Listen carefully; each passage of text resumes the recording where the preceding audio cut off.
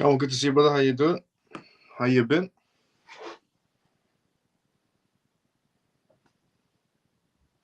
You are the first commenter of the day.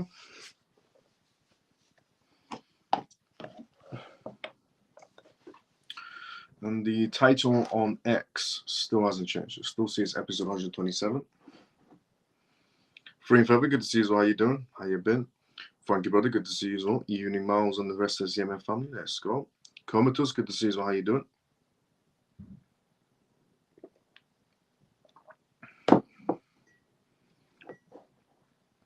Mike, good day. Good to see you as well. How you doing? Good day, Miles, the CMF. Hope you had a great day. It was a nice, relaxed day today. Not much work today. I thought, let me just take this day off. Dennis, good to see you as well. How you doing? Hi, Miles. Give us the scoop. Let's go, G. There's a lot of things that's been happening. So we're going to go through them on tonight's live show with Q&A, obviously. Always the first. Let's go, Funky brother. So we'll do a gist of the topics we're going to go for tonight's live show, and then we'll do the disclaimer, intro, and by that time, everyone's pretty much tuned in for the first part. So, there we go. Evening, Miles of CMF. Manny, good to see you. How you doing? Ian, good evening, Miles of family. Good to see you. How you doing? Orphan, good evening, Miles of CMF. Good to see you. How you doing? Good evening, brother and CMF. Let's go, Dawn. Good to see you. How you doing? So, on tonight's live show, we're going to go through some mixture of topics. Let's go through what we're going to go through, and then we'll do the disclaimer and intro, and by that time, everyone's tuned in for the first part. On tonight's live show, we're going to be talking about the next data that's going to be coming out of the United States regarding inflation reports. So the US inflation next week data could be the reasoning for a rate cut to be possibly happening.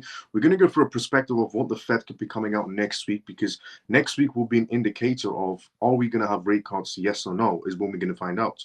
So Friday is basically when we're going to find out. We're also going to go through the news topic of Telegram on tonight's live show as well, because it's heavily, essentially, a lot of projects right now are in the TON ecosystem, and TON itself is going through some turbulence. So we're going to talk about that on tonight's live show as well.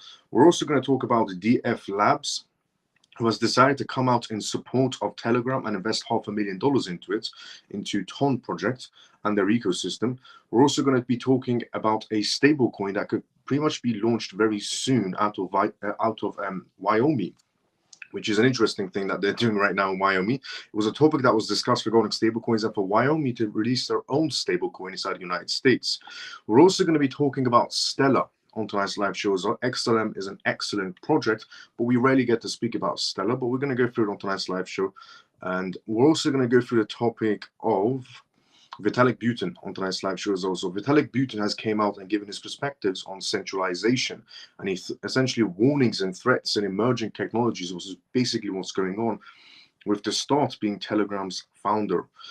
We're also going to go through the news topic of the ECB on tonight's live show as well. The European Central Bank isn't too keen on interest rates cuts coming next month. So the US could be preparing for actual interest rates coming next month, but we'll have a better perspective by the end of the week, Friday coming up. But the EU seems like they're not on the same page as the US in terms of rate cuts. The singularity is the next news we're going to go through. So a former member of Google has decided to write a book. And in his book, he lays out things that AI could eventually take over, and how AI will take over, and how it could definitely, impact the crypto market. How can AI genuinely impact the crypto market? A perspective from a former Google specialist, you could say, for example, but we're going to go through his perspective. We're also going to go through the news topic of Ripple on tonight's live show towards the end, regarding Ripple's CEO stating, "I'm most certainly biased, but this will be the best ever." So we're going to leave that towards the end of the live show regarding Ripple's CEO, but a mixture of news to go through regarding a former Google researcher writing a book about AI and how AI could genuinely take over. We're also going to go through the news topics of centralized banks, regarding the US, regarding the EU, and some other news from perspectives, Telegram news, and some Stellar news, and so on. So quite a mixture of news to go through on tonight's live show, but with Q&As in between. If you are watching this for the first time ever, welcome to the CMF live show. The CMF stands for Crypto Mouse Family. You can tune into this live show every single night on X Live or on YouTube Live, because I'm streaming to both of them right now. And I talk about the most recent things that's happening around the world in terms of cryptocurrency, CBDCs, AI, politics, regulations, vital information for you to know about the world completely transforming into a digital era. Now, this is episode 139, and I know on X it says episode 127. But the title won't change on X for some reason, and it's been stuck on the same title for about 13 episodes. There's a bug in the system on Restream, the platform that I'm using to be able to do this stream, and I can't change the title on X, but the title on YouTube is changing because this is episode 139. Hence why I've written the CMF live show episode 139, not 127. So, welcome to CMF Live Show. The disclaimer of this live show, as always, is not financial advice, not political advice, and whatever I say is only for entertainment purposes.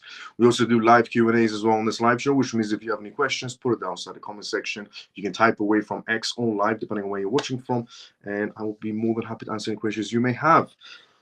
Also, thank you so much to everyone that's been retweeting this live show right now and liking this live show as well on X. Thanks so much to everyone on YouTube who's also liking this program as well on YouTube.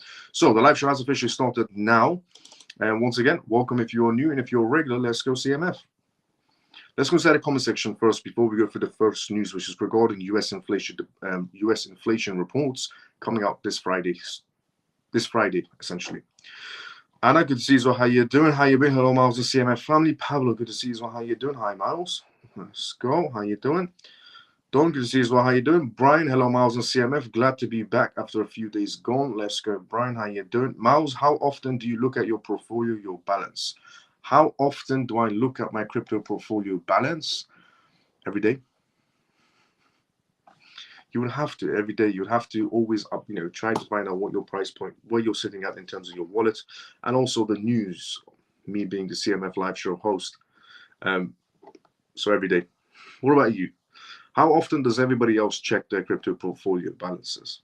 Do you check it every day, once a week, once a month? How do you check? If you want to give your perspectives as well. JP, hi, Miles and all CMF. Good to see you as well, JP. How you doing, brother? Anna, good to see you as well. How you doing? Morning, Miles and family. Shelly, good to see you as well. How you doing? George, hi, Miles and CMF. Good to see you as well. How you doing? Hi, Miles. Deso, good to see you as well. How you doing?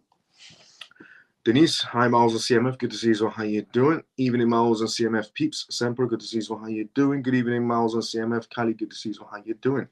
I'm guessing most people check their wallet balances every day, but I could be wrong. If you want to give a perspective on that, on the question I was just asked, go for it.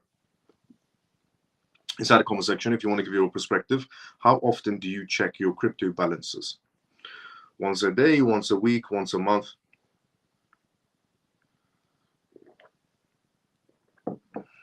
Every second is what JP said. Every second. So you just never close the app. JP just keeps on refreshing. It just pulls it down, refresh. 2 times a day. Okay, Semper, let's go. About 2 to 3 times a day. Let's go, Shelly. About once a week. Free and forever. Okay, every day. Dennis, let's go. I check mine daily. Let's go, Brian. So, here's the first news on tonight's live show. US inflation data next week could back rate cut bets. Ian says every day as well. Let's go, Ian. Next week, new data on US inflation is set to drop, and it's got everyone buzzing. Why? Because it might just be the final nudge for the Federal Reserve that needs to consider cutting interest rates. Economists are betting on it right now that next week, the Federal Reserve is going to be coming out, next week, Friday coming up, and that the interest, essentially the rate cuts are pretty much next to happen after Friday's news. Now, let's break down what's really happening. The Fed goes to measure up for inflation. The personal consumption expenditures price index, including the volatile food and energy sectors, is expected to rise by just 0.2% in July. That's the second month in a row we're seeing this tiny pump. If you look at the 3-month unanalyzed rate for core inflation, is predicted to drop to 2.1%, not quite at the Fed's sweet spot of 2%, but damn close. Close enough that some folks are already penciling in these rate cuts to happen. The coming report isn't just about inflation, though. There's also a spotlight on consumer spending, which is expected to rise by 0.5% in July. That might not sound like much, but it's actually the strongest gain in 4 months. Why does this matter? Well, if people are still swiping their credit cards and spending cash, it means that the economy isn't falling apart just yet. And that's more important for the Fed. They need essentially consumer spending to stay solid to keep the economy growing, especially when they're trying to steer inflation back into their 2% target without crashing the economy. Fed Chairman Jerome Powell, speaking at the Jackson Hole that recently happened, said that at the same time we might be right to tweak the policies. In his own words, he's gained confidence that inflation is heading in the right direction. Now, there's a pivot towards considering the risk in the labor markets. The Fed's dual mandate is inflation and employment. With inflation cooling down, the job market is now getting more attention. So what's next for the Fed? Jerome Powell gives us a sneak peek at the Jackson Hole. He's got 2 main goals: keep the US economy from sinking and figure out what went wrong these past few years. Well, I can easily tell you that what went wrong is random wars. Sounds like a tall order. But Fed's already gearing up for the first formal review since the pandemic's inflation spike caught them off guard. Jerome Powell was blunt, admitting that the limits of our knowledge were on full display during the pandemic. He stressed the need for humanity and willingness to learn from the past mistakes. So Jerome Powell is going to be coming out essentially very soon, this Friday, coming with a new report on how the market is, how the inflation situation is. This report is going to give us an actual, explanation of, are we going to be having rate cuts or not? This is the important report that's going to be coming out on this Friday. It's heavily going to be impacting the markets, could make the markets volatile in a good way or in a bad way. But this is the final report we're waiting. And Jerome Powell has said that he's basically trying to figure out 2 things at once. One is that he keeps on his target of reaching 2%, that shiny 2% number. And 2, he needs to figure out where it all went wrong in the past few years. Well, COVID, for a start, was a mistake, but the only reason it happened is because we had to go into CBDCs. The war between Russia and so on was also a mistake, but it was only because they wanted to bump up the prices to create a bigger gap between essentially the lower class and the upper lower class, upper middle class, and middle class in general. But all of the scenarios that's just happened regarding COVID, regarding the war, and then the current war that's going on, and another war that could be possibly starting. I mean, they all have reasonings behind them. It's all about manipulation, greed, and power. So we all know what went wrong because it was planned to go wrong. But nice of him to play dumb on news and say, where did it all go wrong in the past few years? Well, 1, you were printing too much. 2, you started COVID randomly to bring out CBDCs. 3, you started a war with Russia and tried to sanction them so you could bump up the prices and create a much more gap between the retail section. 4, you created other random wars, which created more inflation. 5, you created a bigger gap between the population by putting people in different categories. So many reasons of why it went wrong, and you know every single one of them, Jerome Powell. Not saying that you were the instigator of these scenarios, but you had a hand, just like everybody else did, higher above. But you know very well where it all went wrong. But, it's nice to play dumb sometimes on news. Now, Telegram is the topic that we're going to go through on tonight's live show. A very crucial topic because Ton crypto project is slightly suffering, mainly because Telegram's founder has been arrested, which I explained yesterday on this live show, that he has been arrested. He's been apprehended essentially in France, and Telegram has released a statement. For the first time ever, Telegram has released a statement on the matter so far. France has decided not to release a statement on the matter whatsoever, and his lawyers, Pavon, haven't discussed the matter either in the public view, in the public eye. Now, Vitalik Buterin also decided to give his perspectives on the matter as well. Telegram issues official statement on Pavon. The Telegram messaging platform has issued what appears to be its first official statement concerning the detention of its CEO, Pavon. Pavon's status remains unclear as French authorities have so far reportedly refused to cooperate with the Russian embassy. As the Cointelegraph previously reported, authorities in Paris are scheduled to give an official statement on Monday, August 26.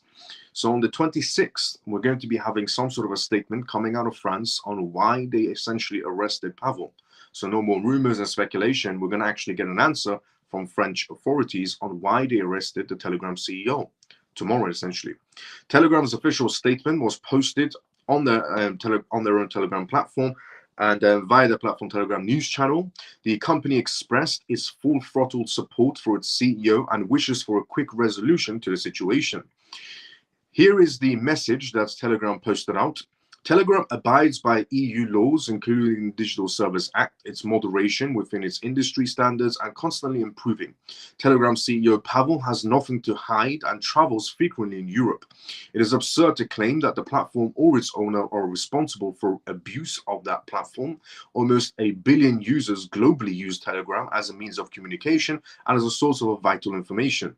We're awaiting a prompt resolution for this situation. Telegram is with you all, is the post that Telegram put out. It remains unclear this time what exactly Pavel has been charged with. There's many speculations going on, a list of crimes people are speculating he has done, or if he's even been placed under arrest.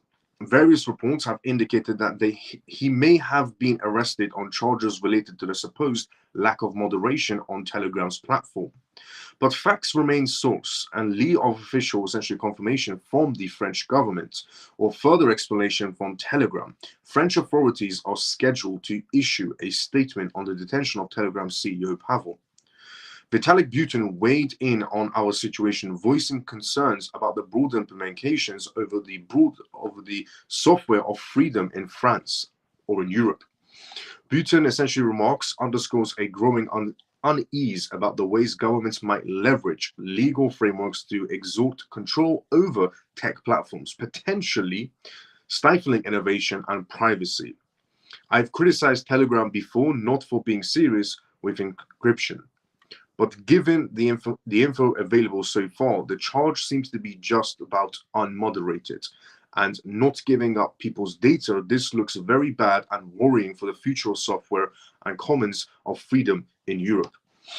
So Europe has many times contacted X and essentially Elon Musk and said, that they need to be censoring themselves. And many governments have contacted X to Elon Musk to be censoring some information. I mean, the recent interview that Trump and Elon Musk were having, Europe didn't want a hand in it or a part in it. They said, that X should be censoring European citizens for not being able to see this interview, but yet the EU claims it has freedom of speech or freedom of rights, and it's just an illusion. Same goes for the UK. They didn't want this, Trump and Elon Musk interview to be happening, but yet the UK also, every government, every jurisdiction says that they have human rights and everybody has human rights and everybody has freedom of speech.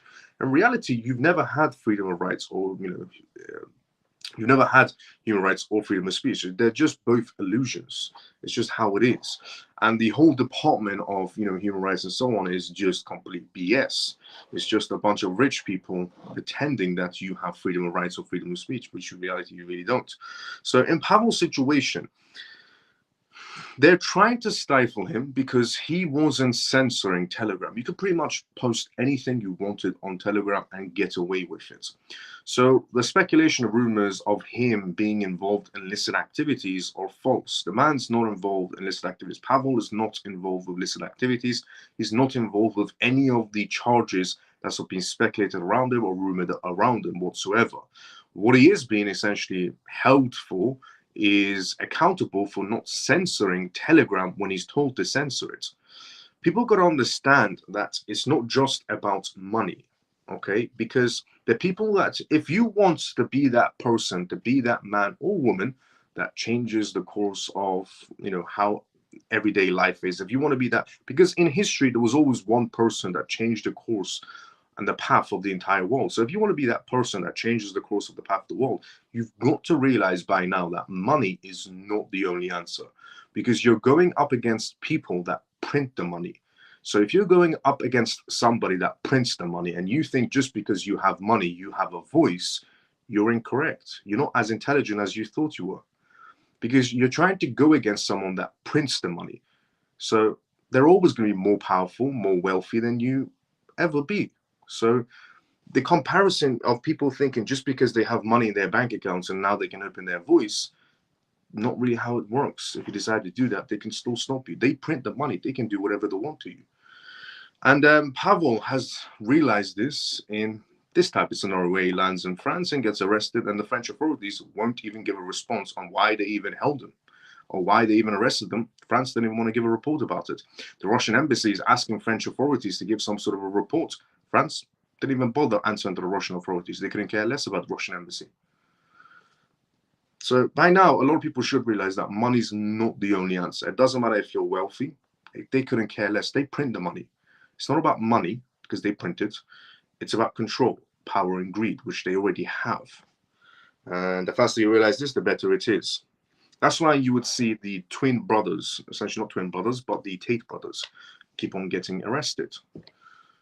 It's not about money. As much as the Tate brothers and everybody else keeps on saying, you know, I have money, you don't have money, it's all about money. It's not about money. They print money. They couldn't care less about money. They have power and control, and they print the money. You try to go up against people that print the money, it's a losing battle. It's genuinely a losing battle if you try to go up against someone that's printing money. So, regarding the Pavel situation, the CEO of Telegram, is he going to be released? Well, if he gets released very soon, it means that Telegram is now going to be a very censored, heavily app. If Telegram's CEO gets released, then we know for a fact that now he's a part of the circle. And by being a part of the circle, it means you censor pretty much everything, so that the circle is happy with you, and the circle lets you breathe in this case, and which means you won't get arrested anymore. So Telegram CEO, if he gets released very soon, we know why, because now he's part of the circle and Telegram is going to become heavily censored. Now, does that matter for me in terms of Telegram being heavily censored, or for you? Not really, essentially, because I don't do illicit activities, and I'm sure many people don't do illicit activities. So we couldn't care less if Telegram is censored or not. What I care about, essentially, is the crypto projects that are built on Ton. Ton is an excellent project. So what I care about is Ton doing well. So, you know, profit is all I care about. It's just business at the end of the day. I know the world can't be changed overnight. I know that if you want to, it's impossible to go up against people that print the money and so on. So I just want to make my profit. If he comes up sooner, we know why, because now he's a part of the circle and he's censoring Telegram as much as possible. But X is still one platform out there that is, you know, not easy to censor because of Elon Musk. But yeah, so regarding Telegram's CEO being apprehended, and also Vitalik Buterin giving his perspective on the matter as well. Vitalik Buterin talking about how censorship is getting out of hand and governments are censoring everything. I mean, Vitalik Buterin cannot be the person that, you know, is the person with the voice of wisdom right now, because Vitalik Buterin also has his hands dirty inside of other plays of manipulation as well. So Vitalik Buterin, I understand why you're coming out and trying to say censorship is getting very heavy, but you can't talk from a voice of authority, because you also do censorship as well. So I understand if somebody that doesn't do censorship comes out and says this is bad what they're doing to CEO of Telegram, fair enough. But Vitalik Buterin, the guy the amount of censorship he's done on other crypto projects, he cannot be the voice of moral in any type of scenario. So don't play two faces. Just be yourself. And don't be the voice of reason or voice of moralness in a scenario like this, while you're Vitalik Buterin, who censors other innovations and stifles other crypto projects so your blockchain can advance further. So don't be the voice of reason in this scenario, Vitalik Buterin, at all.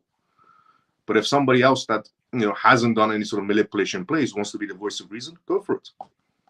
But not Vitalik Buterin.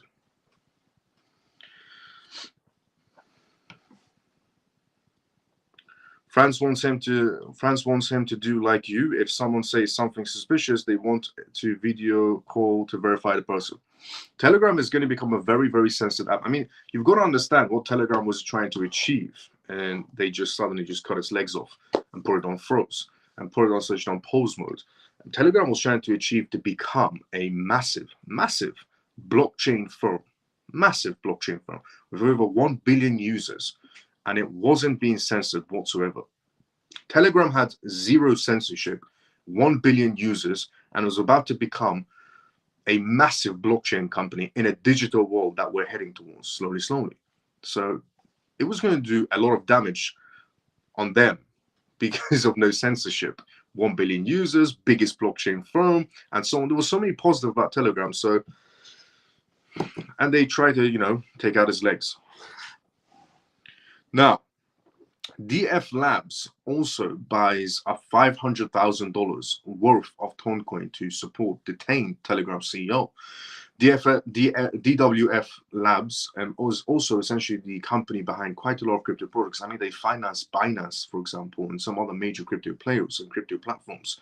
And they decided to come out in support of Telegram's CEO, and they decided to just put $500,000 straight into Toncoin just to show their support that Ton is still an excellent crypto project. It's just a shame that they're trying to censor Telegram and censor the CEO and try to take over the platform. So, Andrea, the managing partner of the Web3 market maker, the DWF Labs, has brought $500,000 worth of Toncoin to show support for Telegram's founder, Pavel, in a post on X. Andrea described it as a little way of showing solidarity towards the CEO of Telegram. With the move, Andrea joins the growing list of people in the crypto community who have been showing support for calling this Pavel release since his arrest in France last night. Elon Musk even joined the call by posting the hashtag #FreePavel. Now, Andrea's acquisition is a show of confidence in Ton's ecosystem. According to Andrea, he brought the tokens on the open market and plans to keep the funds until Pavel is finally freed. He described it as one way he supports an uncensored and decentralized technology and ensures the community stays united within Telegram and the Ton ecosystem. Hence why everybody saw essentially Ton slightly doing a U-turn on the charts and going back up. He said, "We cannot do too much, but I decided to support what I could and brought 500,000 worth of Ton in an open market and will keep them on chain until #FreePavel. Not financial advice."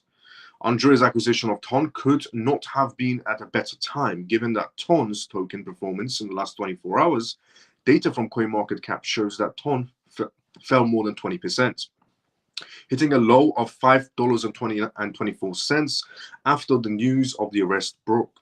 The drop was mostly due to the sell-offs based on the market panics, as the token's 24-hour trading volume increased by 892% to $2.48 billion. However, the asset is slowly recovering, likely due to the acquisitions like Andrea. It is currently trading at $5.86. Crypto community shows support for Telegram CEO. Meanwhile, many in the crypto community are already calling for Pavel's release. They describe his arrest an attempt by the government to bully him into allowing the government to censor Telegram. Popular Telegram games like Hamster Combat joined the call for release, noting that it is an attack on freedom of speech. The project has asked its followers to fight for Telegram's founder, claiming that he has been fighting for users' right to have private conversations online, he said. Pavel also has been fighting for our rights of having a private conversation online for years and years, is what they said.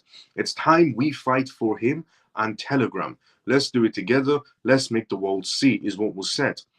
Unsurprisingly, many Telegram users have also joined the #FreePavel and #FreeDover, his surname hashtags. Once users posted on X that Pavel's intentions made him rich, this is likely because of Telegram's multiple tap-to-earn games and crypto integrations.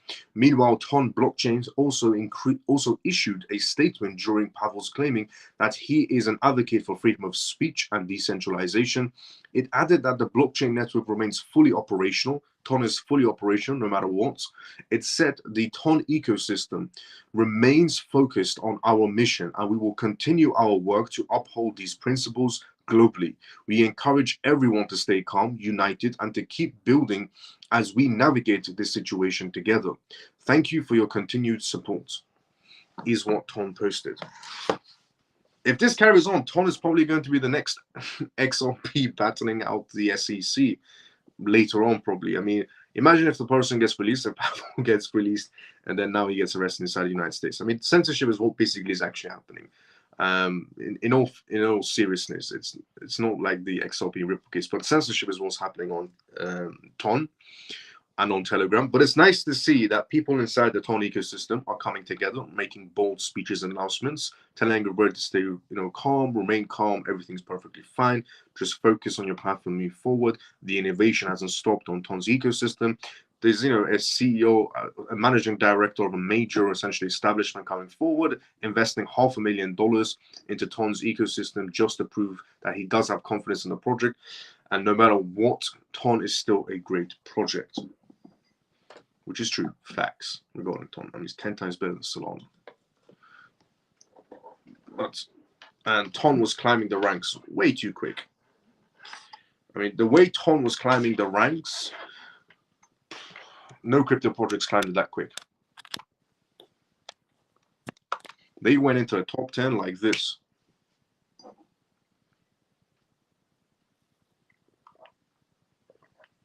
And for most people, it was still under the radar, the crypto project. But yeah, if you are in Ton, if you are holding Ton, my personal preference, not financial advice. For me, I'm staying calm, as I always do when markets are like this, because I understand manipulation heavily. I couldn't care less about this manipulation. For me, this just creates another buying opportunity. I'm still going to be essentially still going into Ton no matter what. The safest option when you are unsure of entering a crypto market is always dollar cost average no matter what. Staying out of the market is never a good scenario, but having 1 foot in, 1 foot out, which is basically dollar cost average instead of going head first, is always a better solution. Not financial advice in any sort of a way. But if you are holding Ton, you shouldn't be worried. Personal preference, not financial advice. Now, Wyoming is going to be launching their own stablecoin.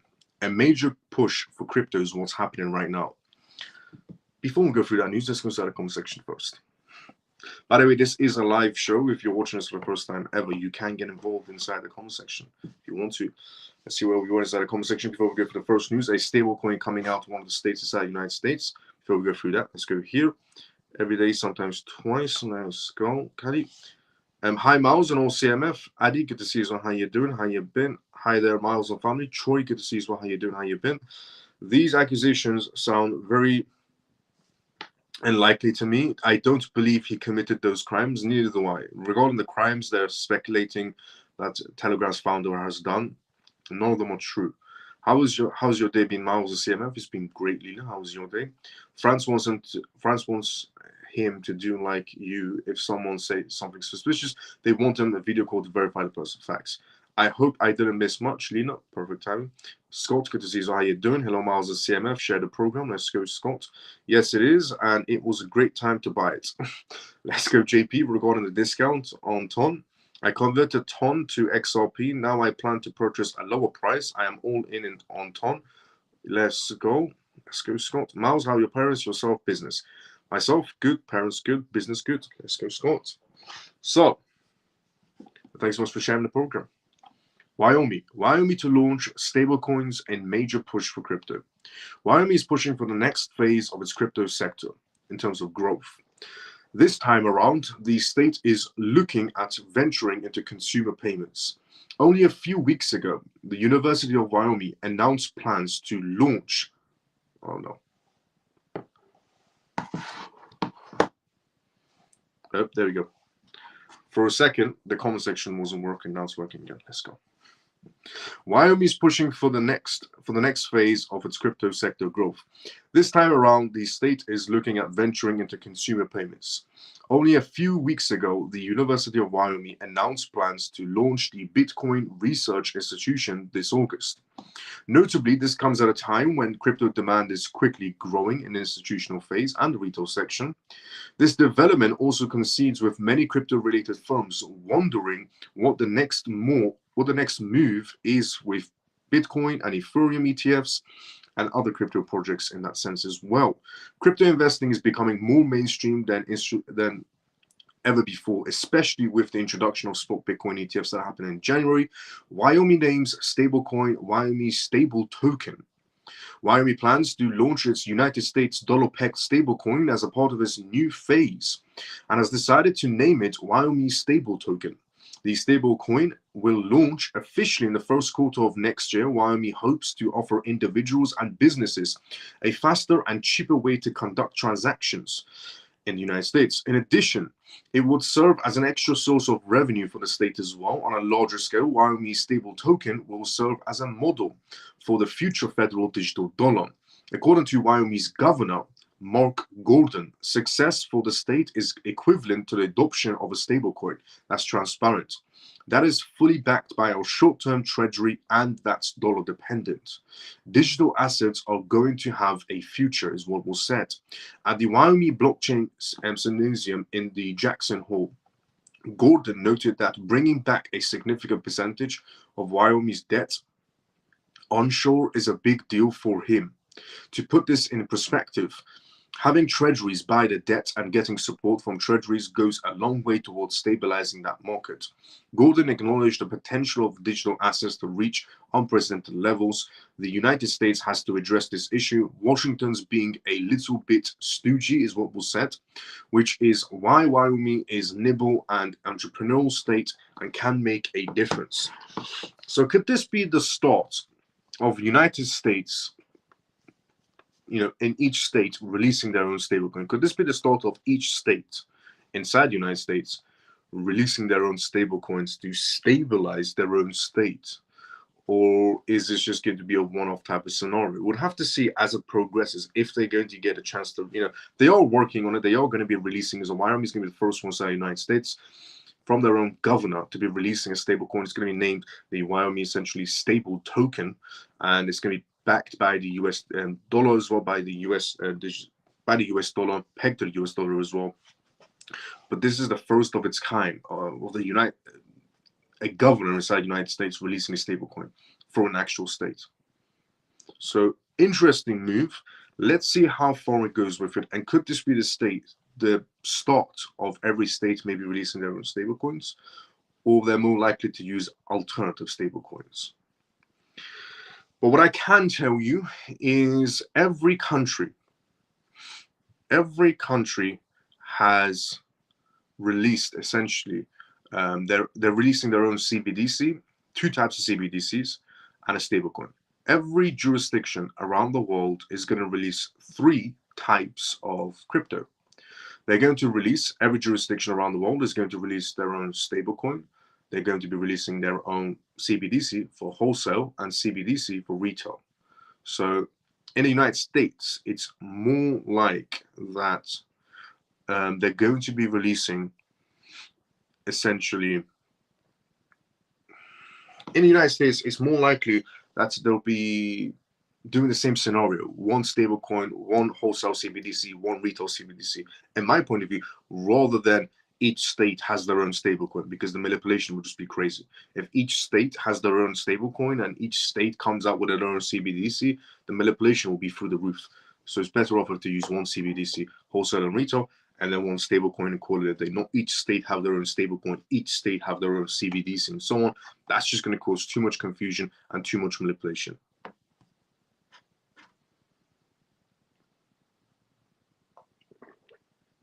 Because every other jurisdiction around the world, they're just releasing three: stable, retail CBDC, wholesale CBDC. The US cannot be the one that each state just comes out with their own stable, with their own CBDC. Too much confusion. And as I said previously, the US has way too many politicians. They need to bring that number down in terms of politicians. They have way too many people that are pretty much politicians in general, any jurisdiction, they're useless. But when you have too many of them, that's just why would be the reason. They're just stealing taxpayers' money anyways. So too many politicians is always a bad idea.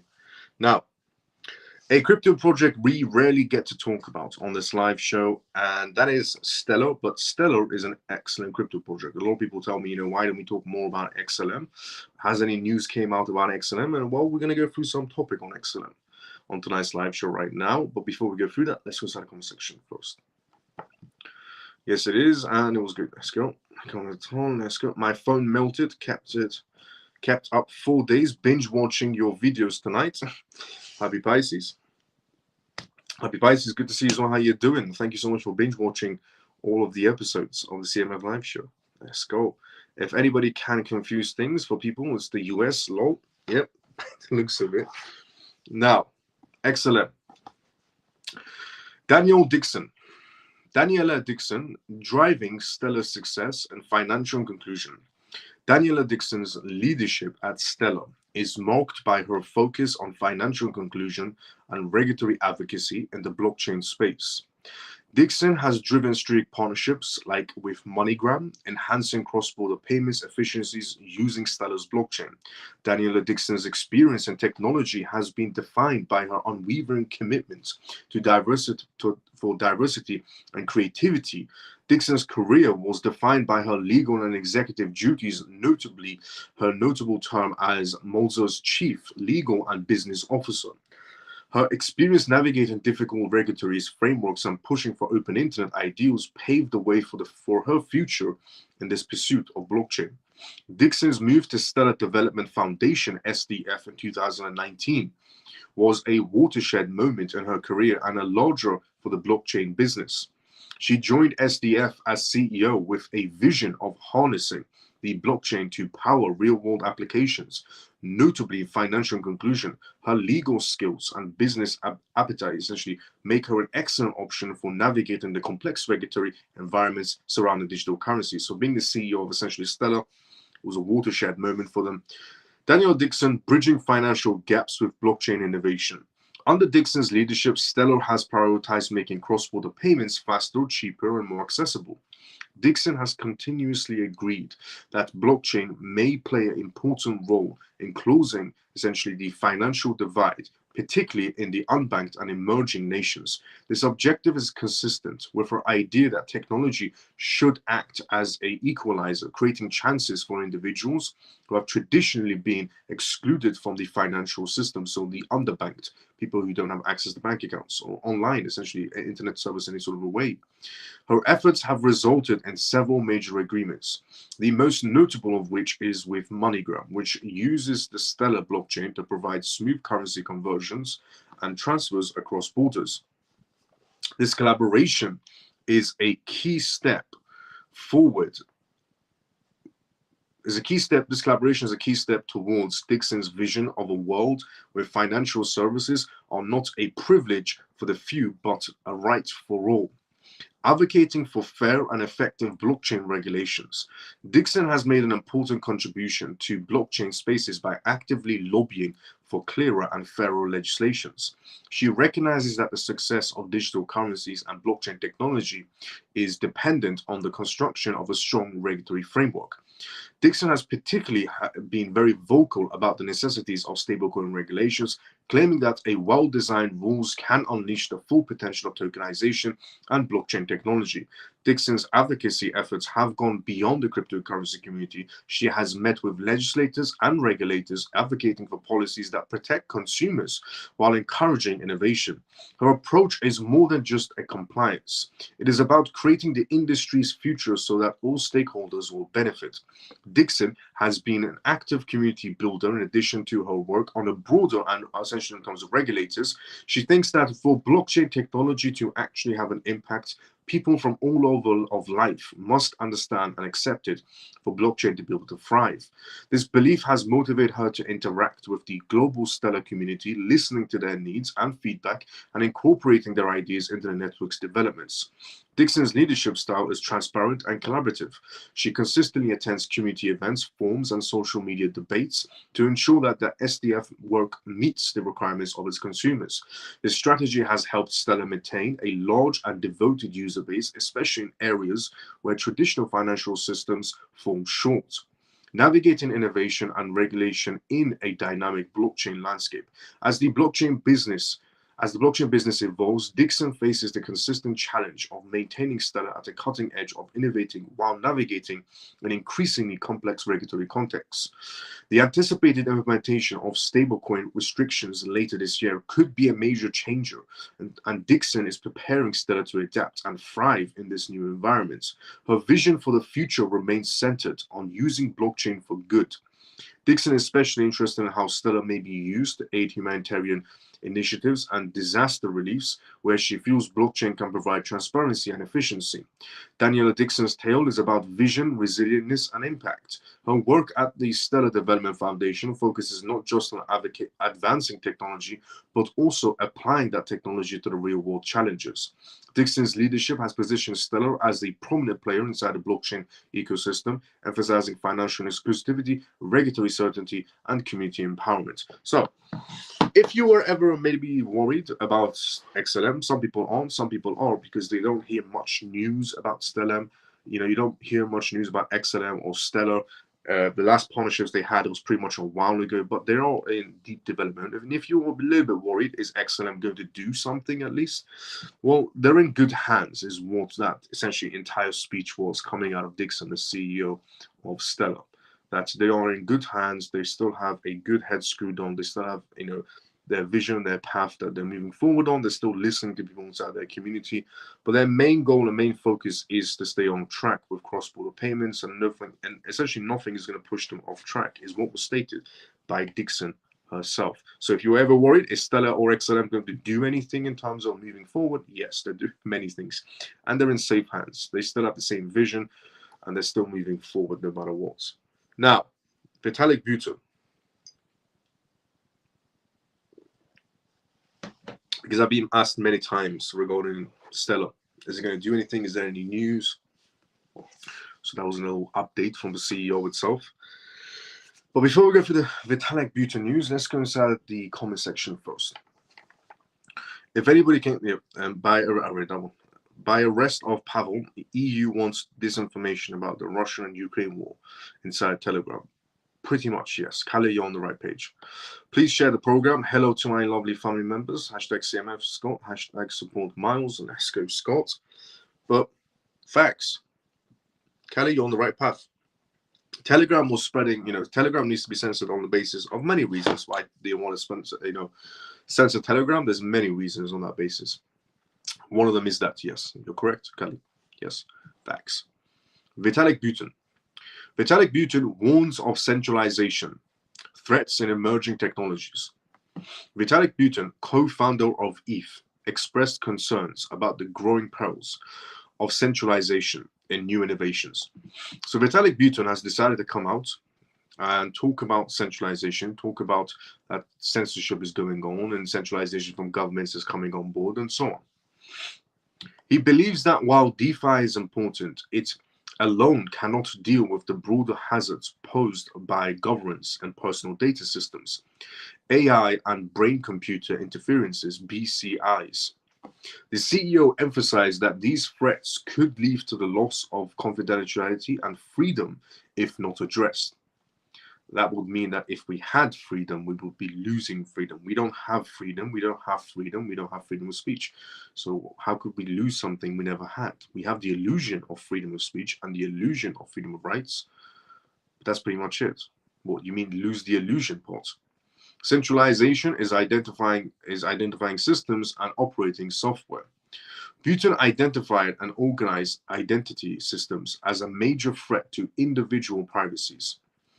He pointed out that as these systems become more common, a few more entities could gain substantial control over people's identities.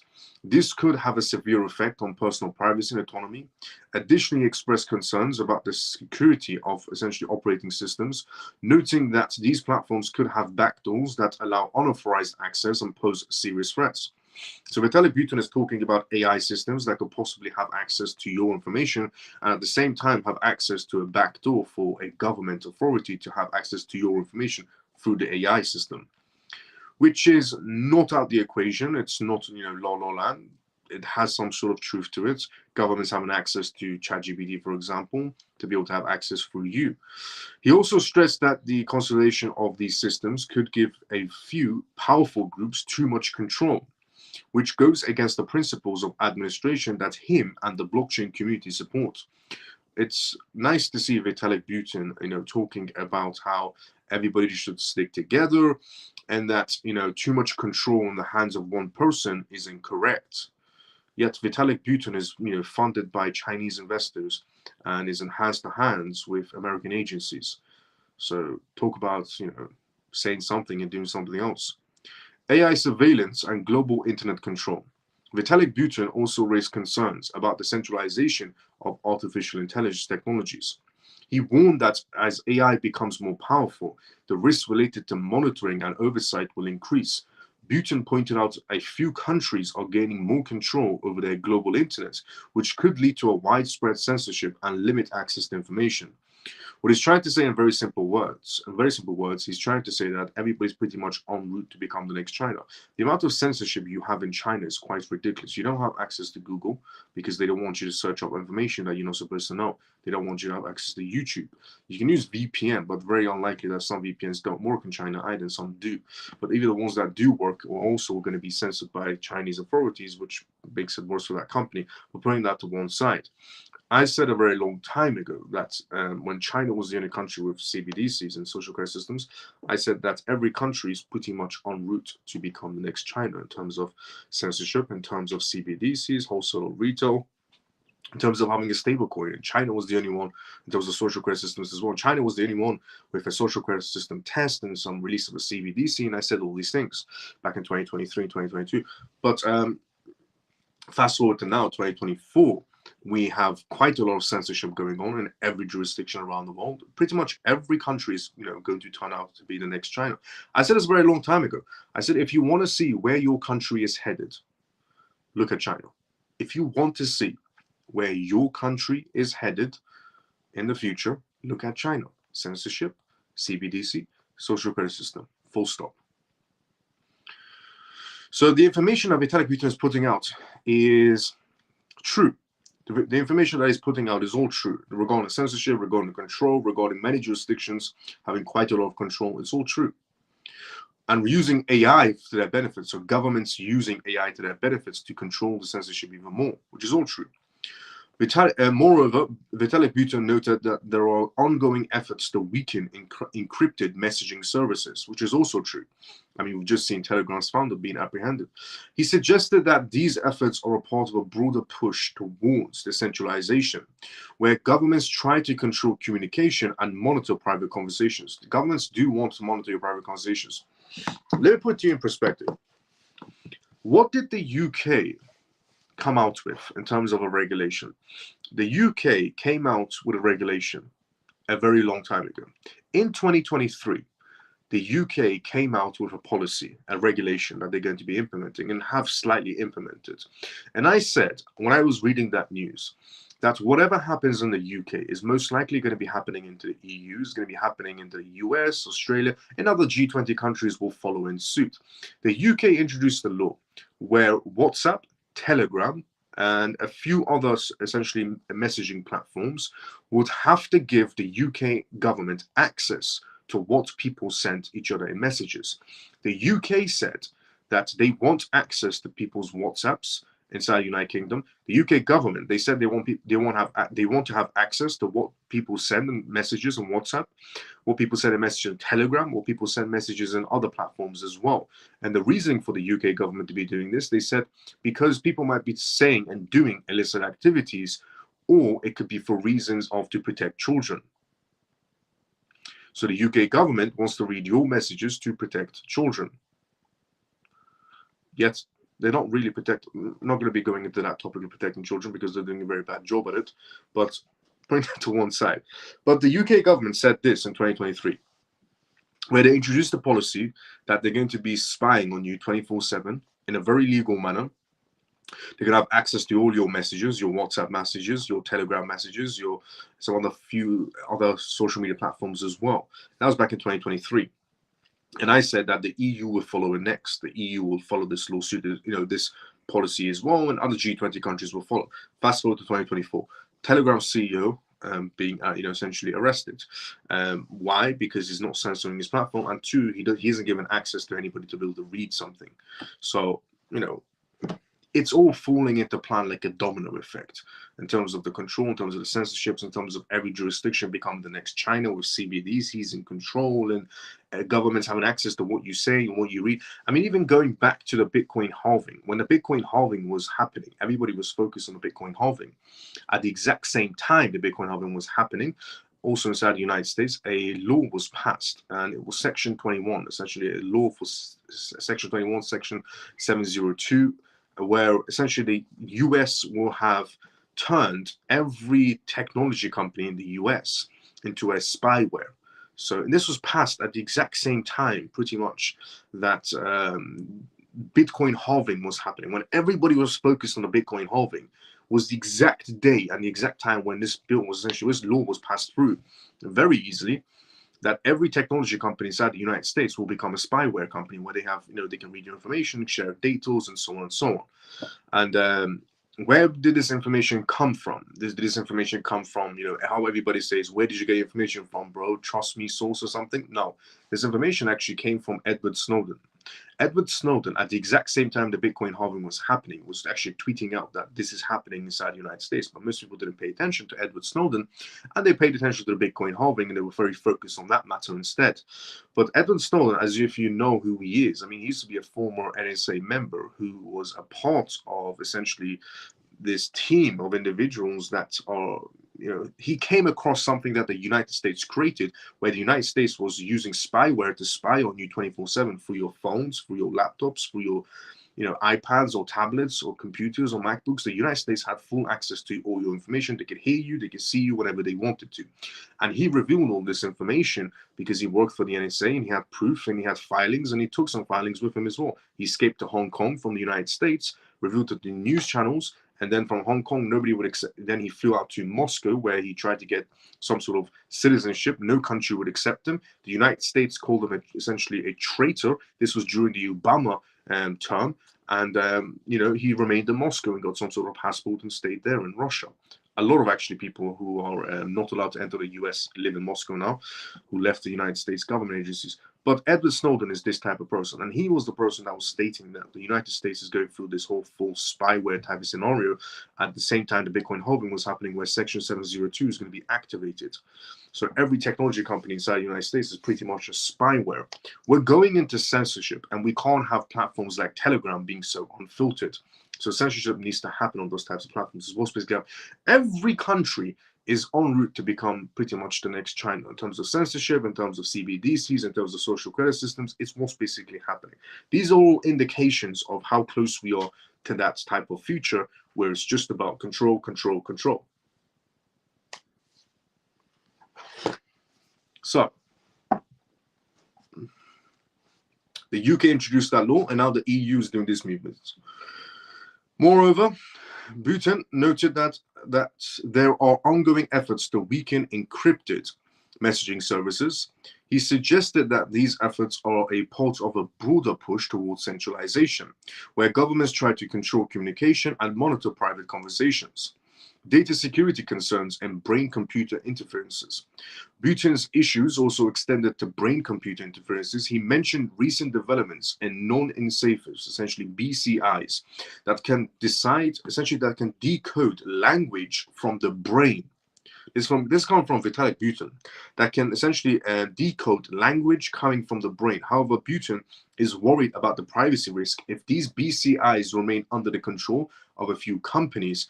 He argued that if BCIs have backdoors, they could remove the privacy of people's thoughts.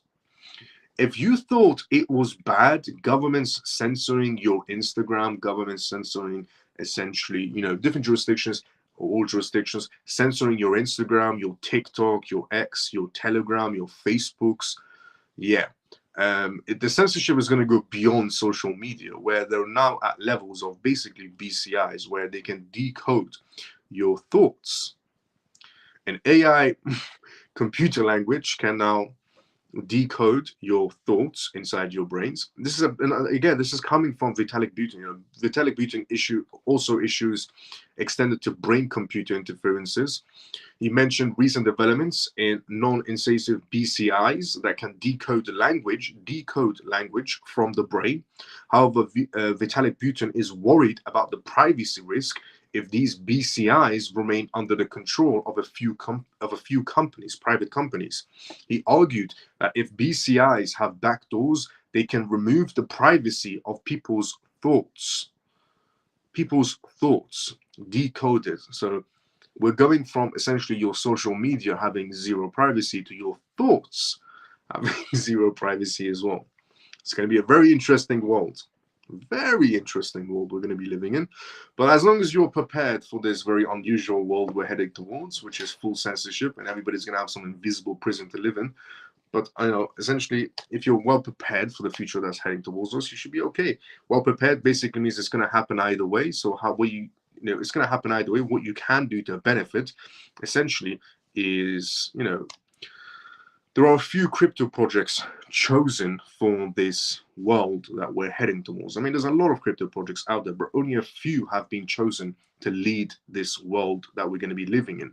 One of the biggest ones is, CBDCs, and 24,000 crypto projects, as I said before, and only one has a active CBDC platform out of 24,000 crypto projects. 98 centralized banks, 98% of centralized banks are either in research testing stages, testing stages, or implementation to testing stages.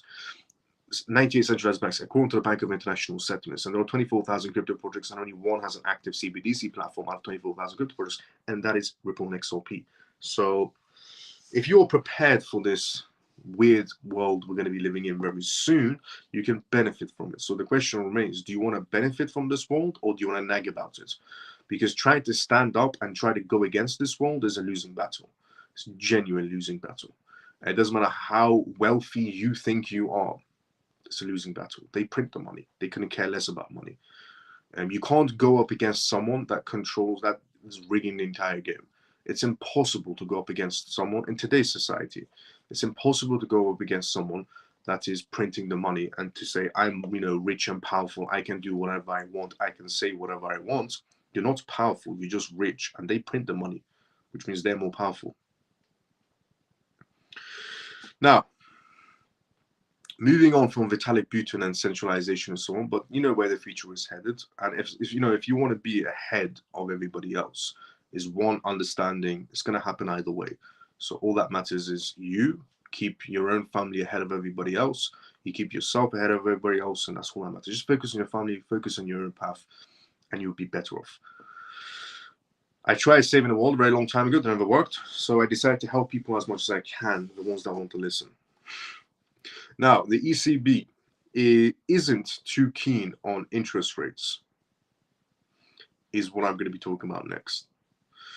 The US essentially is on the verge of having some sort of rate cuts, as I explained at the beginning of the live show. And the ECB, the European Central Bank, seems to be not on the same path of the US of having some sort of rate cuts or not. And we're going to go through that. But before we go through that, let's go inside the comment section first. If you have any questions, put it down inside the comment section. Have to go, guys. See you all tomorrow. Thanks, Miles. Shelly, see you tomorrow sometime as usual. Don't leave your country, improve your country, a famous quote. Don't leave your country, improve your country, a famous quote. Let's go, Scott. And if you want to help people, help yourself first. Facts. There's an old saying, first turn on the light in your house and then your neighbors. You can't pick up your neighbors, but if you pick up your first stuff, you can have a better hand helping people. The ECB. The ECB isn't too keen on interest rate cuts next month. The European Central Bank, ECB, seems far from excited about cutting interest rates next month. Philip Lane, the ECB chief economist, has told us that while some progress has been made in dealing with inflation across the Eurozone, the ECB is still a long way from being ready to loosen its grip on interest rates. He emphasized that the bank's current tight stance on monetary policies would need to stick around for a while longer. The return to target is not yet secure, is what was said. The ECB kicked off the process by easing its policies earlier than this most central banks in advanced economies. Back in June, they slashed the key deposit rates by a quarter point. That was the first time they had made such a move in almost 5 years. But if anyone thought that it was a sign of things to come, Philip Lane essentially recent comments should put a notion to rest. He basically said that borrowers are hoping for some relief anytime soon are likely out of luck. The market had been shaking essentially with expectations that the ECB would cut interest rates twice more this year, with the next move likely in September. Lane's remarks comes as essentially his counterparts across the Atlantic and in the UK. And in the UK are having similar debates. In a recent in the US Federal Reserve's chairman Jerome Powell dropped his strongest hints yet that rate cuts could be in the cards for September at Jackson Hole. He said the time has come for policy to adjust. Meanwhile, over in the UK, the Bank of England Governor Andrew Bailey sounded a similar note of caution. Although he experienced some optimism about the recent dip in inflation, Bailey wasn't ready to declare victory just yet, he said. It's too early to declare to victory. The Bank of England recently cut rates in a closely contested vote in August. They're essentially expected to hold rates steady in September, with another rate cut potentially on the table for November inside the UK. But like the ECB, the European Central Bank, the Bank of England seems to be more concerned with ensuring that inflation doesn't essentially rear its ugly head again, and that's with rushing to provide relief to borrowers. Philip Lane also warned against keeping interest rates too high for too long, as this could also lead to a chronically low inflation over medium terms that would be insufficient in terms of minimizing the side effects of outputs and employments, he said. Investors seem to be picking up on this cautious mood as well. Long-term inflation expectations in Europe have dropped to their lowest levels in nearly 2 years. This means that the market believes central banks could continue to lower their interest rates without triggering a resurgence of essentially inflation.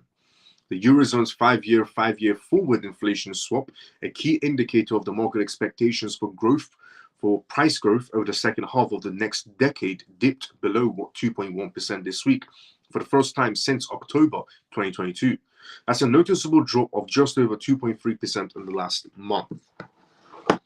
So, is the EU going to be on the same path as the United States in terms of rate cuts? The new report that's going to be coming out this Friday by the looks of it, no. The EU is on a different path. But this could also be an indication of where the US might stand. We might not have rate cuts in the US either, and inflation could be going on a steady lane. This could also be a heads up for us of what could possibly happen on Friday coming as well. And the US might not be going for rate cuts either, because we're going to get the answer of rate cuts or not. Yes or no is going to be answered this Friday coming in terms of rate cuts.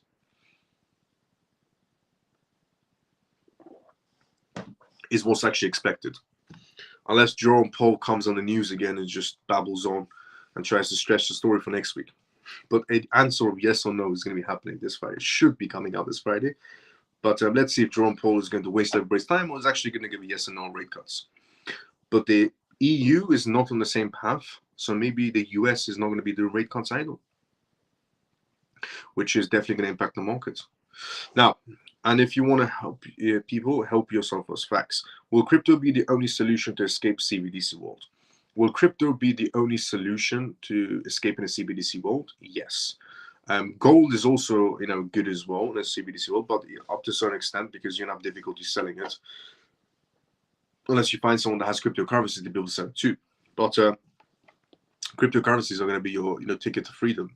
A better ticket to freedom will be essentially choosing projects that are backbones of the digital future that we're headed, or privacy projects as well for ultimate freedom. What up, Miles and CMF? Hope all is well though. Ray, good to see you. How you doing, brother? How you been? Miles, what's your view on ChainSwap as a good low cap project? Utter trash.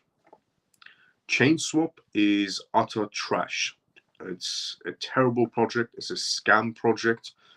People, in the influencer space have been paid off by ChainSwap to promote this utter garbage of a crypto project called ChainSwap. It's trash. It should not be inside the crypto space. It's a scam project. It's a Ponzi project, ChainSwap. Any essentially crypto, influencer promoting ChainSwap is liable for people's losses. ChainSwap is utter trash. Don't go anywhere near it. I wouldn't touch ChainSwap with a 10-foot pole. And anybody that's essentially promoting ChainSwap as a crypto influencer, you're pathetic. How broke are you to be expecting essentially to accept $2,000? This is how much these crypto projects are paying these influencers. They're paying them $2,000, $4,000, or flying them out to Dubai to talk about essentially these random crypto projects. This is how broke you people are. How pathetic of you.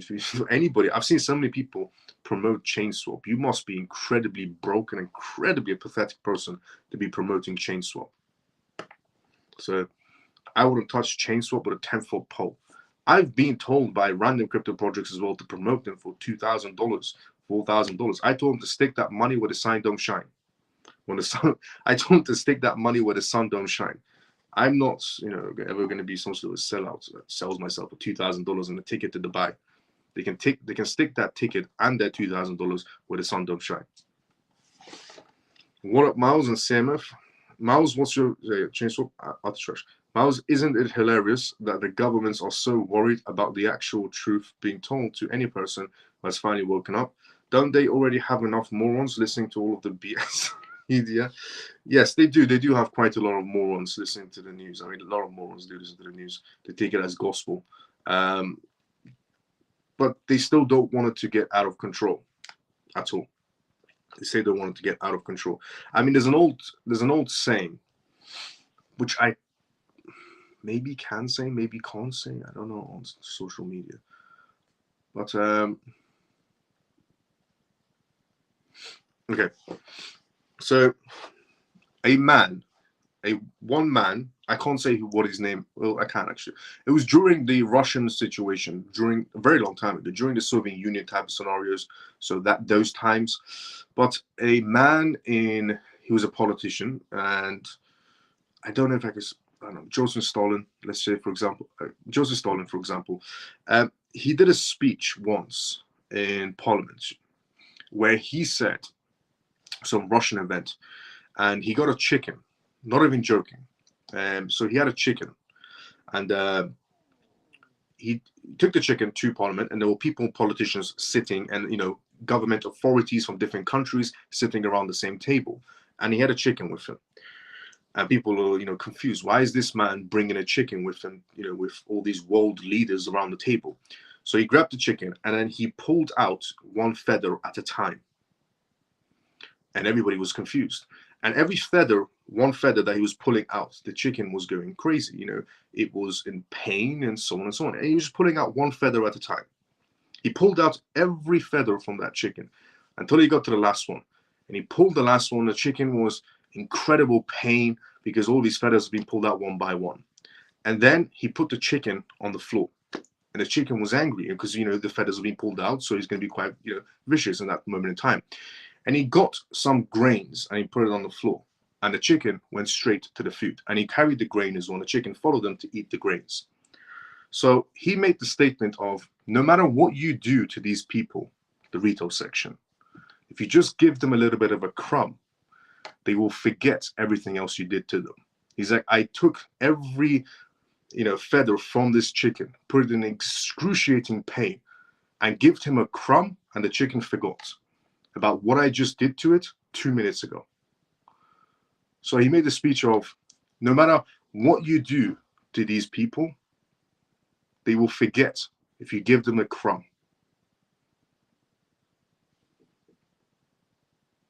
Quite a powerful statement, right? I mean, quite a powerful story if you really think about it, which is also true. No matter what you do to these people, I mean, first time I heard the story, it was just crazy. I'm just thinking about it. What a hell of a statement to make. Where he pulled out every feather from this chicken, and everybody was confused. Why does this man carry a chicken sitting at a table with world leaders? He pulls out the feather one by one without saying a single word. He's just pulling out the feathers. Chicken is in excruciating pain. He puts the chicken on the floor, and the chicken is in pain. And he puts crumbs on the floor, and the chicken starts eating it from his hand and carries the chicken. And the chicken's just following the food around. And then he said, after doing all of that, no matter what you do to these people, if you put them even in excruciating pain, just give them a crumb and they will forget everything. So in other words, he said, it's so easy to manipulate and control people. It's crazy.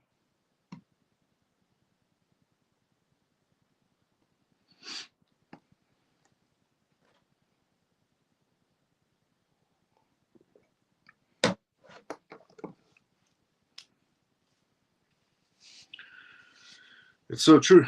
Yep, JP, facts. That analogy is so true. It's a crazy, powerful analogy to be making, honestly. Crazy powerful analogy. Once you really sit there and think about it. And in this scenario, everybody's the chicken. Pretty much in their eyes, everybody's the chicken in their eyes.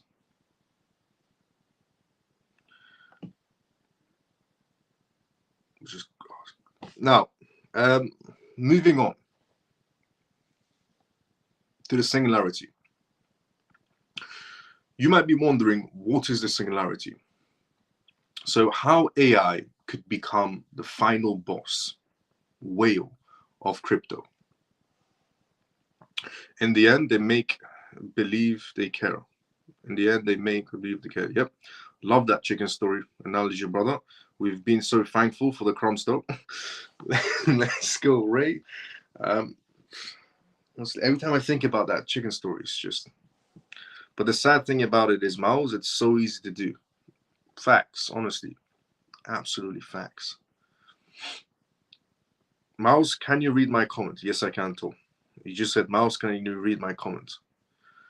Your last comment, Tor, was you said, will crypto be the only solution to escape CBDC world?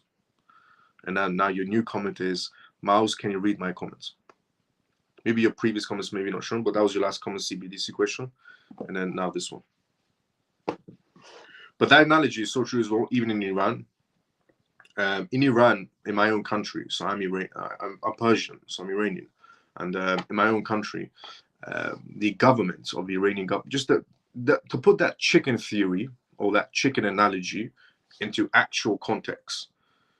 In Iran, the Iranian government is, torturing its own people, not giving them the medication, essentially the help that they need. They arrest anybody that goes against the Iranian government. They torture them. They do so many despicable things to children or adults in prison in the Iranian Iranian prisons. The Iranian government does so many despicable things that I cannot mention on this live show, that the Iranian government does to their own people, no matter what the age group is, when they get them in prison. And the Iranian government does despicable things I cannot say on this live show. That so putting that chicken theory analogy into context for my own people in my own country, where they gave essentially, the Iranian government tortures the Iranian people, puts them in prison, takes their freedom of speech, takes their freedom of rights, increases the inflation, prints more money, spends it for themselves. And at the end, the people, when they start to rise up a little bit, they give the Iranian people a little bit of a crumb. So as Iran, as a country that sells oil, they have to give something back to the people. So they would have to give some sort of oil profit back to the people because it's an oil country. And they give the Iranian people just a little bit of a crumb, just to keep them silent. So the Iranian people would, protest and start to rise up against the government slowly, because they're being, their freedom of speech has been taken away for over 45 years. Their human rights has been taken away since the moment this regime, this Iranian government entered Iran and, the Shah left. The Iranian government has been torturing the Iranian people, taking their freedom of speech away, taking their freedom of rights away, enforcing upon them religions that they don't want to be under. And so many other despicable things that they do to children or adults in Iranian prisons when they arrest them. And people, when they start to realize all this and stand up every single time, the Iranian government gives them a little bit of a crumb to make them sit back down. The Iranian government goes, this month we've sold this much oil and we're going to give you £200 extra, for example, on top of what we pay you. And what they pay them is like £150 a month. For example, not actually £150, but in Iranian money. It's pennies. They're paying them pennies for like £20, let's say. So they're saying, we normally pay you £20 a month. Here is £25 extra. And the people go silence. So it goes back to that chicken theory. No matter what you do to these people, put them in excruciating pain, take their rights away, take their freedom of speech away, take everything away from them, give them a little bit of crumb. They forget about everything. And I just used that analogy that was used in that parliament system on my own people in my own country. And it's true. It's actually true. You can put people in excruciating pain, take away their freedom of speech, take away their rights, give them a crumb, they'll forget about everything.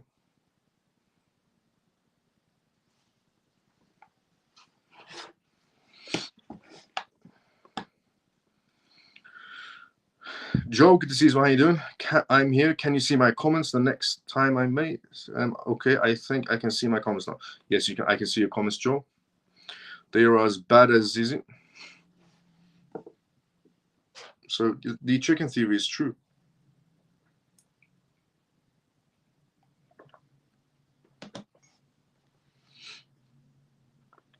The singularity is what we're going to talk about next. The singularity, how AI could become the final boss of whale crypto. AI becoming the boss, the final boss in this scenario of whale crypto. Now, this is coming from the CEO of Google DeepMind. Sorry, it's coming from, essentially, I'll tell you now. So everyone from Elon Musk to the CEO of Google DeepMind has predicted that artificial intelligence will surpass human intelligence, which is fact. Most humans are not that intelligent. Majority are not that intelligent. Within a matter of decades. This scenario is often referred to as AI singularity. I mean, AI is more developed right now as it is, more intelligent than the majority of human beings. In a decade's time, it's definitely going to surpass them on a huge scale. So big tech, academia, and governments around the world have started workshopping potential scenarios. So governments are right now going through potential scenarios of AI threats that could possibly happen. The world has started essentially workshop potential scenarios to deal with this hypothetical moment. And on these live shows, I mean, I've revealed to you, I mean, yesterday's live show, I was talking about how, previous live show, I was talking about how you can rent out brain cells for $500, a month from Switzerland. And then yesterday I was talking about how blockchain data can be within your DNA, which is a milestone that was just reaching a research study paper in university. And then now I'm telling you about how AI could essentially overtake, knowing that AI can overtake humans has been very well known for a very long time. But what the threats could possibly be is what we're going to be talking about. How AI could, I'll tell you now, actually. So the world has started, going through potential scenarios to deal with this moment in time that could possibly happen. While much has been written about the threat of a violent AI takeover, there has a little in a way of research concerning how a machine could corner the global economy, how an AI machine could corner the global economy. The singularity. Ray, a former Google researcher who has considered to be essentially a visionary and incredibly intelligent person in the field of technology, recently published a book that most likely many people haven't heard of. The singularity is nearer, is what the book is titled. The singularity is nearer when we merge with AI. In his text, he discusses what he views as our imminent future as the second smartest beings on Earth. Second smartest things on Earth. Obviously, AI will become the most smartest things on Earth. Ray has slightly different definition of the singularity than the general scientific community has. Outside of his view, the singularity is, as mentioned above, merely an inflection, essentially point when an AI model becomes essentially strongly better at reasoning than humans. According to Ray, we'll reach this point somewhere around 2029, so not that far off, when artificial intelligence, artificial general intelligence, AGI, is finally invented. AGI, by this definition, would be any machine capable of performing any task that an average human could given the proper resources. But according to Ray, the singularity will occur in the 2040s when humans and AI merge together to become a super being. The futurist says this will lead to a drastically longer lifespan and an end to diseases and an ultimate human utopia. AI overlords, countless researchers and pundits and politicians have weighed in on the possibility that such an event could lead to humanity's extinction as well, if it goes the other way around. Under most scenarios, the AI builds robots that raise up to destroy humanity and recreate the planet in its own image. Others have the machines using overwhelming violence to subjugate humans for one reason or another.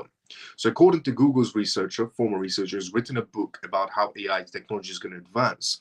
It's all positive from a former Google researcher. But governments picture it, show a different picture where AI is going to be like Terminator, for example.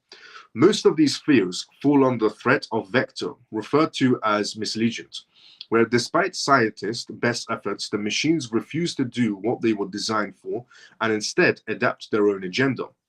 This all makes for a great science fiction, but the sheer logistics involved might be staggering, even for the super intelligent AI hive mind. For example, reinforcing and deploying enough destructive equipment to harm 8 billion humans without destroying the infrastructure that powers the machines would be a planning nightmare. A more feasible scenario could involve a machine takeover that doesn't result in a single drop of human blood being shed, cornering the financial market. So AI could maybe not do a Terminator type of situation, but instead corner the financial markets. Unfortunately, for any would-be AI overloads, even the smartest machines in the world might not be able to hack into traditional banking systems. If the theoretical AI takeover begins before the quantum computing sector matures enough to produce machines capable of cracking the RSA encryption, then even an AGI built out of all the supercomputers on this planet essentially networked together couldn't hack into banks following proper encryption protocols. The final boss whale. Technologically speaking, however, there is a noting stopping a super intelligent 24 hours a day trader capable of executing millions of transactions simultaneously across every accessible digital asset and blockchain in existence from dominating the entire cryptocurrency market. Yes, there's a scenario where a governmental scenario that AI can essentially corner the financial markets. Given the right tools, an AI platform could actually corner the financial markets, the crypto markets, in its advantage because it's trading 24/7. If it becomes intelligent enough, it can actually corner the entire financial world. While humans are distracted with things like sleeping and using the toilet, the super intelligent AI could be flooding the crypto, NFT, Web3, and online gambling worlds with millions of bots running coordinated, math-based earning schemes. It's infeasible to predict whether such an AI could successfully exploit every network, but based on how massive whale transactions have resulted in hundreds of millions of dollars worth of fluctuations in the past, it's likely a super intelligence machine could amass a high-value treasury of digital assets in a short period of time. If we can only account for the top 10 cryptocurrencies by market capitalizations and assume the AI would use the rationary trading strategy across as many networks as possible, the upper limit on the machine's wallet could reach as high as $2 trillion. As the market stands on August 25th, without having to rob a single bank or technically even steal from anyone, this super intelligent AI would then hypothetically have enough capital to turn its attention to the global stock markets. So start with crypto, end with the Wall Street. So that is basically many scenarios. One coming from governments and politicians, high-profile politicians, and the other scenario coming from a former Google researcher. the former Google researcher that's written the book, The Singularity, if anybody wants to go read it, it's talking about this dystopian future that we're going to be, this utopian future we're going to be living in, where, essentially everybody has a longer lifespan and it's, happy in sunshine and so on, and AI and human intelligence merge together. That's what his perspective on the matter is in his book. The other perspective coming from governments is more like the Terminator situation, but a new perspective that's came out from governments and politicians is that what about if AI doesn't go the Terminator path and doesn't go the happy path, but instead it goes for our money? What about if AI, takes over the crypto market in general, launches millions of bots and just takes over and corners the entire financial markets? Is an actual worry coming from governments.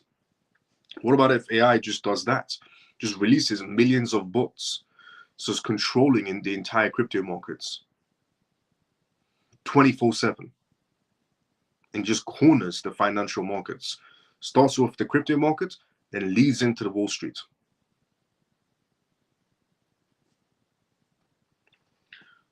It's an interesting perspective the governments are having right now. My neighbor Dan is watching you for the first time and he's agreed. My neighbor Dan is watching you for the first time and he's agreed with all what I've been saying. How you doing, Dan? How you been? Let's go, Dan. Good morning, Miles and CMF. Ghost Runner, good to see you as well. How you doing?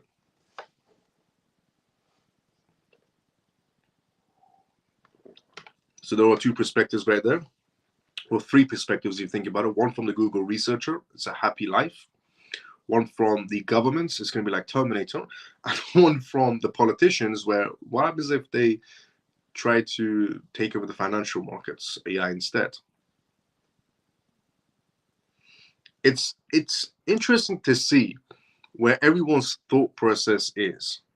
It's genuinely very interesting to see where everybody's end thought process is, because it describes their characters also as well. The Google researcher is all about, expanding life expectancy and medication and AI and technology merging together is what the Google perspective is. The government perspective is always war, which in this scenario, they're saying it could be a Terminator effect. And then the politicians, what are politicians known for? Becoming greedy. Politicians are known about greed, money. And the politicians' thoughts about AI's end result is, what about if it controls the financial markets? We'll get cornered. It genuinely fits into their categories, if you genuinely think about it, where the Google researcher is about innovation of human life. The government is about what happens if it's, Terminator, we're going into war again. And the politicians' final thoughts is, what about if it takes over the financial markets? It's just money and greed.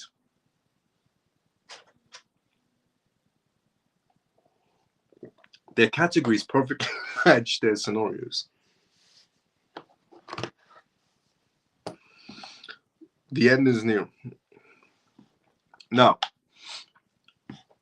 the last news on tonight's live show is regarding Ripple's CEO.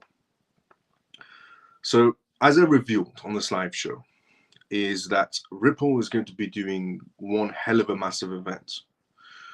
Now, Ripple does quite a lot of events worldwide. And, they do the XRP Ledger event, the Apex events, and the Swell events. But this Ripple Swell event is going to be very different from the rest. Why? Because Ripple is no longer battling the lawsuit. And they're just going to be having a massive Ripple Swell event. That's also being sponsored by Bloomberg, which is a big deal.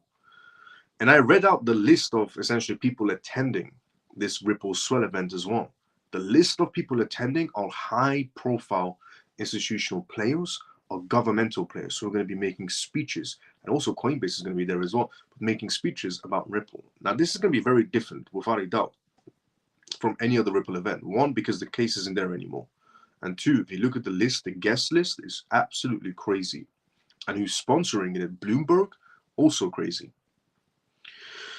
And I'm not the only one that when I read out this news the first time, and I said the list is crazy. Because Ripple's CEO said this. Ripple's CEO, I'm most certainly biased. This will be the best ever. Brad, CEO of Ripple, recently commented on the upcoming Ripple Swell 2024 event. The CEO is excited for the event as he replied to a post by an official Ripple X account highlighting the star-struck speaker list. And he stated that the 2024 event would be the best yet. Brad, I'm most certainly biased, but this Ripple Swell 2024 speaker list and Bloomberg as the official media partner will be the best yet.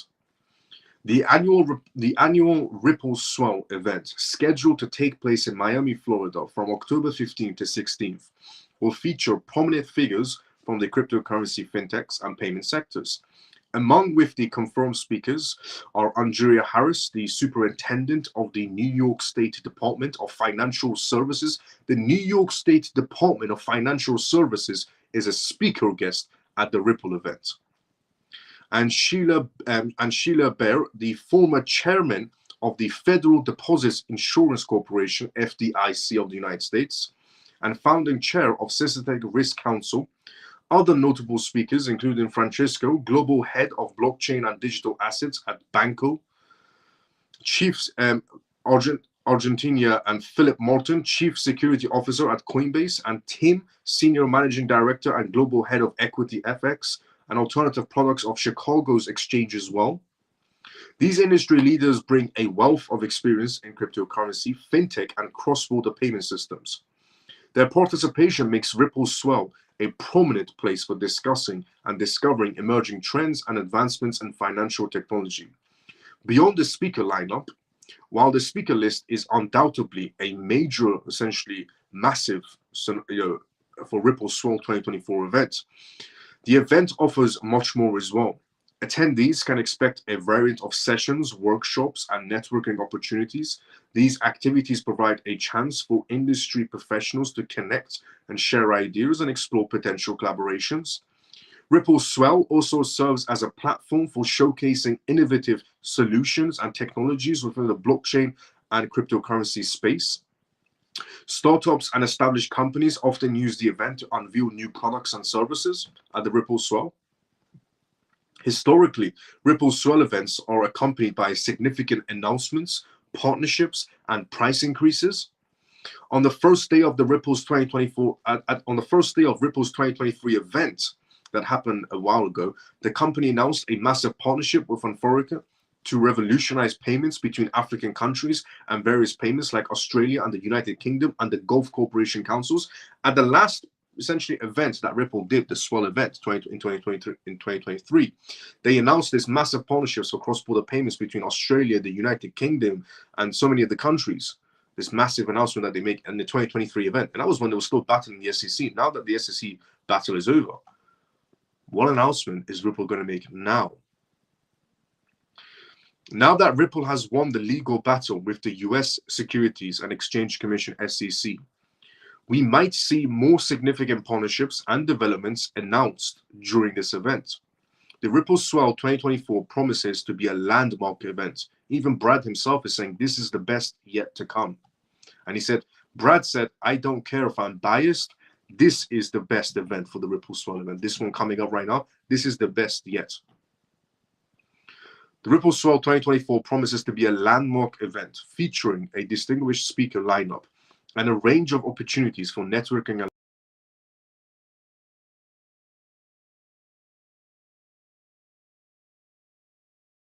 learning. Brad's enthusiasm is a good point.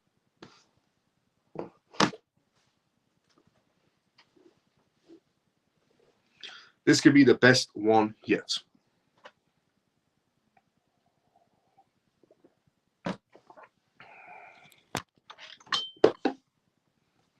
Can everybody see me? I bet the network cut out for a second. The platform that I'm using, it just bugged out for a second. There's a bug in the system.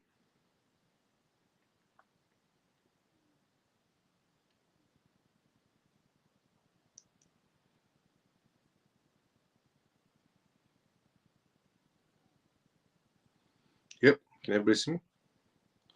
System, give me a quick message. You said server connection or something.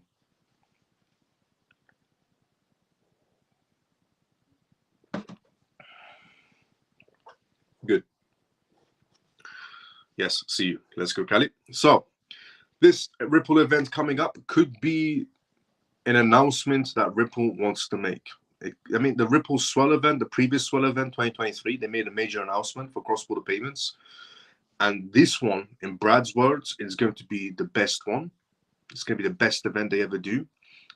He said, I don't care if I'm biased. This is the best event, the best Ripple event yet to come, is what Brad said. He said, I don't care if we're biased. I don't care if I'm biased. The lineup of the speaker guest is crazy. The sponsorship is Bloomberg, and this is the best yet to come. So they're probably going to make they have to make a major announcement, and they're not battling the SEC anymore. In the last one, they were still battling the SEC, and they made a major announcement. This one, not battling the SEC, major announcement should be there. What are the dates for the XRP? The event for the Ripple event is around 15th of October to 16th of October.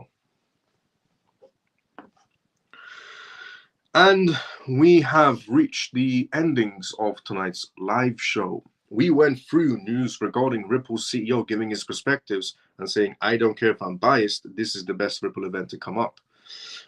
We also went through news, a perspective from many different categories regarding the future of AI. We also went through news regarding the matter of the ECB, the European Central Bank, on tonight's live show as well, on a perspective of are we going to be expecting rate cuts, and the Bank of England's perspective of rate cuts as well. We also went through Vitalik Buterin news regarding the threats of centralizations happening on technologies right now as we speak. We went through the news of Stellar, a perspective from Dixon.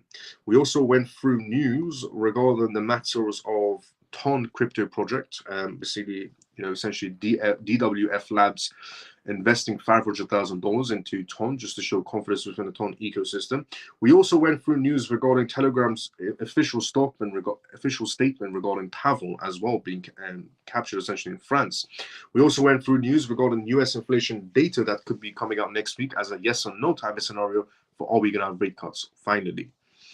So we went through a mixture of news on tonight's live show. As always, we did quite a lot of Q&As as well. As always, if you enjoyed this live show, drop a follow, drop a like, tune into it every single night.